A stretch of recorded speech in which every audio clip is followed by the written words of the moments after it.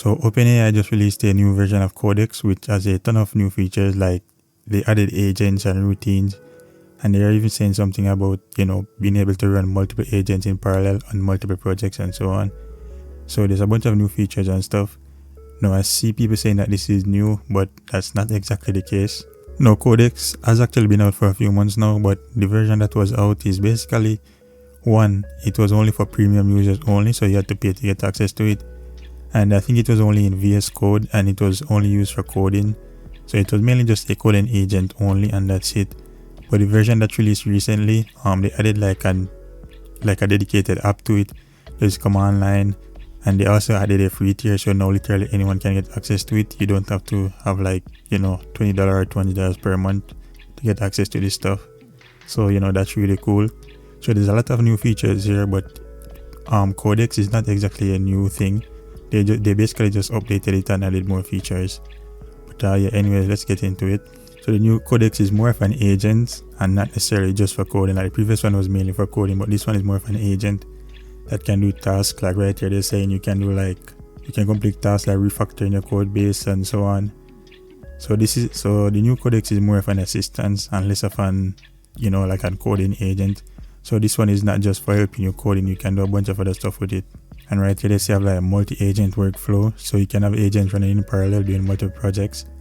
However, I'm kind of curious to see how exactly this works, because I imagine in some cases this can be very annoying. Like let's say you have like multiple agents, writing multiple pieces of code. Now that can be very annoying because as you know, AI is not perfect. So if let's say the agents they make a mistake, so now you're gonna have to go back and forth between multiple code bases, fixing multiple errors and so on. So I imagine this can be annoying depending on how it's used. But in this case right here, but I guess in a situation like this, maybe it's not that annoying, because as you can see, you're running like Sora, and then you can run like an image generator. So let's say you're generating a video and an image. AI has become pretty good at those. So in a case like that, then maybe it's not annoying. But I can imagine if you're doing like writing code and you're writing like multiple agents, writing multiple pieces of code, I can imagine that would be really annoying. But I don't know, I guess we'll have to see how this goes. Maybe it's not, maybe it's really good, maybe, we'll see. Like right here, they're saying you can give it like a skill. So it's kind of like NA10. I don't know if you guys know NA10, where you can you have like an AI agent, and then you can give it like certain tools and stuff that it can use. So it seems like with Codex you can do the same thing, where you can give like Codex different tools that it can use. Like right here you have like an image gen tool, where you can basically give it a tool to generate images and so on. So that's really cool. And right here, as you can see, it can also be like an assistant that performs tasks on routines and so on. So it's basically like CloudBot. So it's basically like CloudBot that can, basically act as an assistant and perform tasks for you on a daily basis. So I'm guessing, maybe it can read your emails, send messages and so on. So right here, they're saying that it improves code quality by basically trying to catch errors early on and so on. Which is actually interesting, because recently I've been doing some programming and I've been using ChatGPT to find some errors and so on. So, I think this is definitely a good feature to add. And in my experience, ChatGPT seems to be really good at catching errors, because I write code with some other AI like Gemini, and then when I give it to ChatGPT, it's saying hey, this has a bunch of issues and optimizations and so on. So this is definitely a good feature to add. And right now, as I said before, Codex was only in VS Code, but the one that they have now, you can do it in VS Code. They have the local app, and they also have the command line, so whichever one you can use. Now I prefer to use it in VS Code just because I write code, and so I already have my VS Code set up with all my extension and everything. So it makes everything a lot easier than to download a new app and then install more extensions and so on. But of course you can do whatever you want, it doesn't really matter. But as a programmer, it's just easier to just do it in VS Code, since I already have everything set up in that. Now I'm going to be testing Codex, but unlike most tests, I'm actually going to test it using real world examples, because I see a lot of people testing it and they're basically doing a bunch of useless tests by creating stuff that basically no one is ever going to do. So for my test, I'm going to try to create realistic stuff that people would actually build with this, instead of just doing useless tests that doesn't really mean anything. So the first test, I'm going to be building a website for a business owner. So let's say you're a business owner and you want a website. I'm going to show you what it would look like if you were actually trying to build a website using Codex. Now, first of all, getting access to Codex is very easy in VS Code. You just want to go to the extensions and search for Codex, and install it. And then you can just go up to the top up here, click on chat, open new chat, and you should have it open over here. And so now you can basically just start to type stuff and so on. You can add your files, you can select your model, you can select like the level of thinking, and they also have like the permission and so on. And one thing I like about this is that they actually show you the rate limit with. So for the first test, I'm going to be building a website for a car detailer. No, I'm not going to create any files or anything. Like typically when you're doing this kind of stuff, you want to create a file and give it to the AI. But I'm not going to create any file or anything. I'm just going to give it a prompt, and I want to see if it's going to be able to create the files and write the code and do everything on its own without me having to do anything. So yeah, this is the prompt I'm going with. I'm also not going to give it in like too much details. I want to be realistic because I mean most people, they're not going to give like a ton of details. They're just going to give you a simple prompt like this.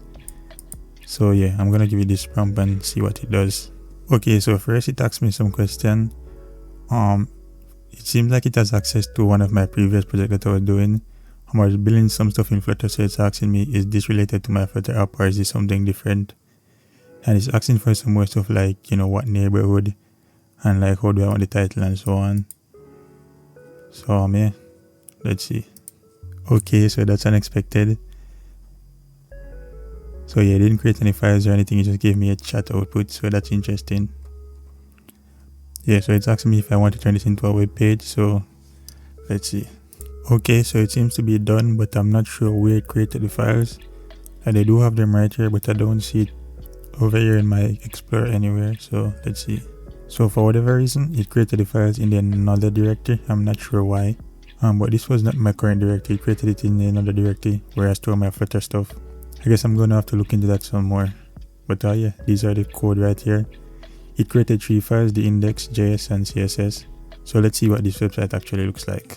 Okay, so this is the website. It's not horrible, but it's not what I was expecting.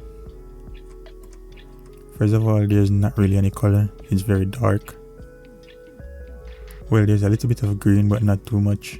I mean, it's not bad, but typically this is not what you would expect from like an actual website for like, you know, your local business. This kind of feel like, I would say like a menu or something. There's no, yeah, there's no hover effect and so on.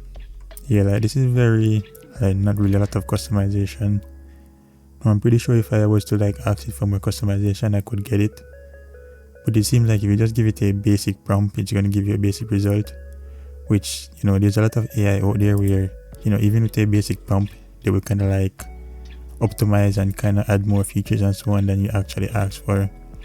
So I guess with this one, if you actually want features, you're going to have to ask for it. You can't just say like, hey, build me a website and expect it to spit out something that's absolutely amazing. Like, you have to actually describe what you want and give it prompts and so on. But yeah, this is not bad, but not the best. Okay, now let's try it. Let's see if I can add some more features to this. I'm going to try to add like a interactable background or something. Let's see. Okay, it's done, and it was actually very quick. Took like a few seconds, less than a minute. So let's see what this looks like.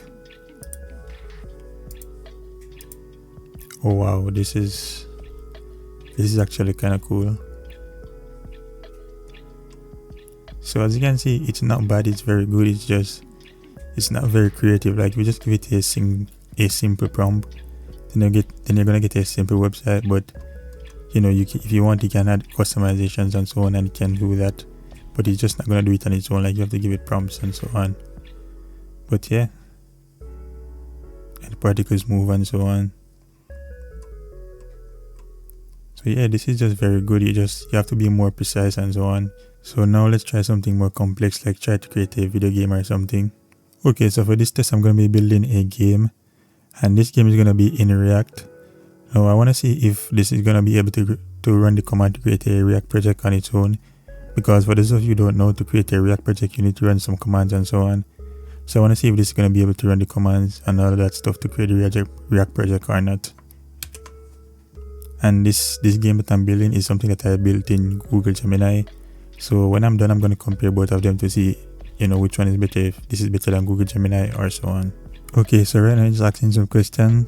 It's asking if I wanted to create a brand new app or, you know, add the files into an existing app and so on.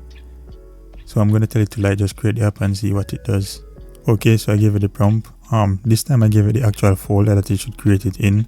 So let's see if it's going to be able to navigate to this folder and create the files in here. Now it's asking to run a command to create the folder and the file. Okay, so that's done. It took about a minute or two, so not long. Definitely less time when I try to do it with Gemini and Lovable. But yeah, let's see what the game looks like. Oh wow, this is actually crazy. And again, this took less time than when I tried to do it with Gemini and Lovable. But yeah, let's see. Okay, crashed. Yeah, this is actually insane compared to what I got from Gemini and Lovable. You can jump. There's way more animations, like, bro, this is actually kind of crazy.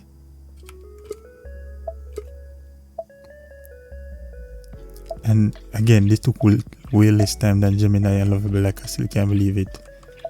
And it has way more details than those. This is actually kind of crazy, I'm not gonna lie. Now to show you what Gemini and Lovable looks like. So this is Gemini.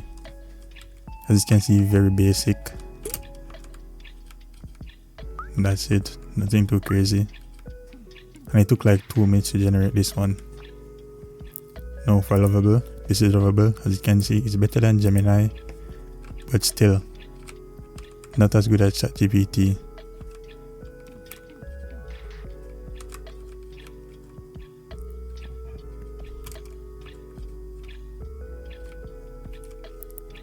Yeah, this is actually kind of crazy. I just look at this. An entire game with just a single prompt. So yeah, this is it. Like, the new codex is actually kind of impressive. And this is just the coding aspects. As they said, there's a bunch of other stuff like agents and so on. I might test those stuff later to see if it's actually any good or not. But yeah, if you have any questions, if there's anything you want to see, let me know.